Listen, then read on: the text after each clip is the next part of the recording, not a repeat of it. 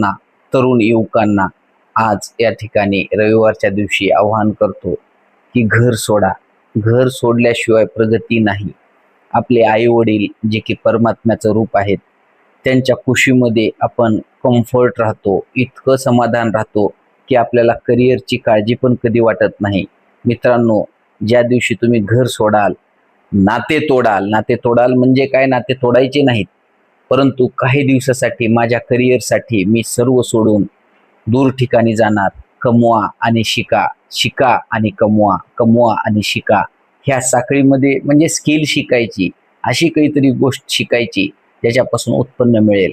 आणि उत्पन्न मिळालं की तुम्हाला ऑटोमॅटिक त्याच्यामध्ये गोडी लागते आणि गोडी लागल्यावर आणखी उत्पन्न वाढतं आणि समाज मान्यता देतो. समाज हा उत्पन्न करणाऱ्या माणसाला किंमत देत असतो, उत्पन्न नसणाऱ्या माणसाला कोणीही किंमत देत नाही. आणि देणार तरी कशाला? जो माणूस बसून खातो त्याला किंमत देऊन मग बसून खाणाऱ्याला जर किंमत मिळाली तर मग समाज व्यवस्था पूर्णपणे ढासळेल.